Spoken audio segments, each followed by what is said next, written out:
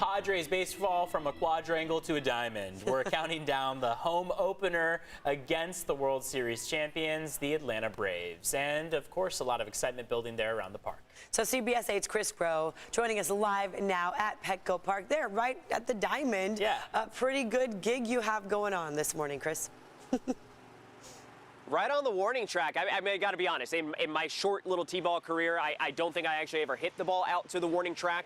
But maybe we'll see a couple of home runs out into center field today, especially with the team that has been playing, obviously coming into today with the winning record. But I want to introduce right now Erik Greupner, the CEO of the San Diego Padres. And Erik, I was listening to interviews that you were doing with CBS 8 earlier this week, and what struck me was listening to the fans. It was a very key thing that you guys wanted to focus on this offseason into a lot of the changes that you made. Why is that? So we want to be the best listening organization in professional sports. I mean, we're here because of the fans. None of this happens without our great fans here in San Diego filling the ballpark today. So this last season and off season, we surveyed our fans on a few different topics. One of them was game start times. Do they want those to move earlier? And the overwhelming majority said yes. So all of our weeknight games this year, including Friday night games, are moving from 7:10 to now 6:40. Which is a half an hour earlier. Also asked them about giveaway items. What giveaway items do you like? Do you want to see? And they said, give us bobbleheads. So we have 4 different bobbleheads this year. We have a Jake Cronenworth Crone Zone, of course a Fernando Tatis Jr., a Manny Machado blowing a bubble, which is going to be really cool. And then we've got a commemorative bobblehead of Joe Musgrove's first no-hitter in Padres history that he threw about a year ago down in Texas.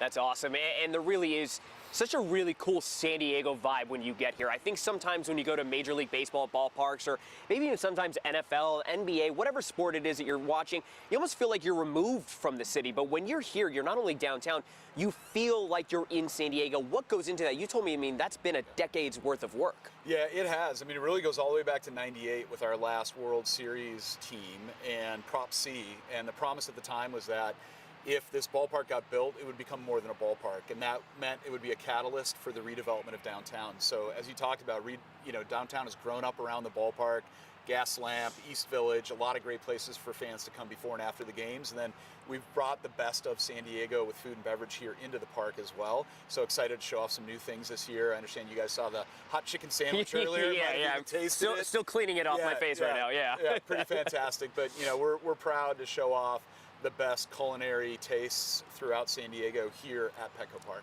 And then real quick, what are you most excited about today with being the home opener? I know there's a lot of things going on with the pageantry, with so much going on with the game. We've got the World Series champions, Atlanta Braves in town. Yeah. What are you looking forward to? So baseball, it's America's pastime. The thing that gets me every opening day is we have the Holiday Bowl flag. We have it again this year, so it gets stretched out and held across almost the entirety of the outfield.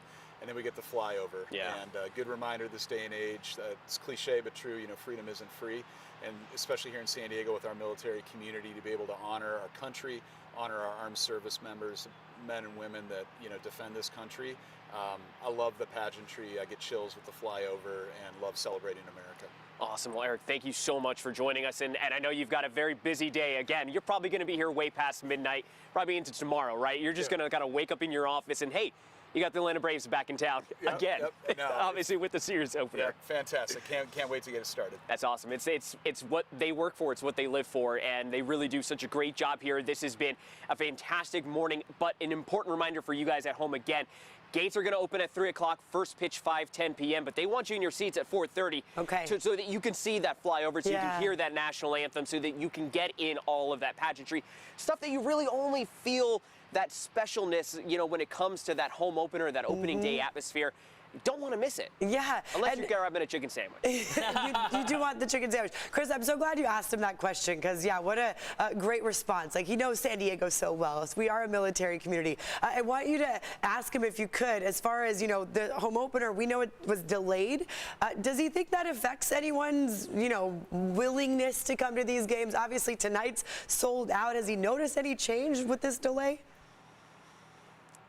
So yeah, one of the big things that I think some of the fans at home were wondering about, Eric, was the delay in the little bit of the start time today. Normally it's kind of like an earlier afternoon game. Was that kind of the delay in the season? The delay in the season with the lockout? Yeah, so we were originally actually scheduled to open the season here on April 7th. Right. That obviously got bumped, and so we had the freedom to change the time of the game, and we went to 5:10. Thinking it'd be opportunity for fans to get down here. Yeah. Even if they were working most of the day, they can still get down here for the game and enjoy opening day. Okay. Well, Eric, again, thank you so much for everything and answering all of our tough questions here. You know, we got you. Yeah, it's a fun day. It really has been a fun day, and it's truly special down here at Petco Park. And it's nice to hear that, you know, the lockout, kind of a thing of the past. Almost forgot about it. Fans are going to turn up tonight no matter what. So, Chris, thank you very much.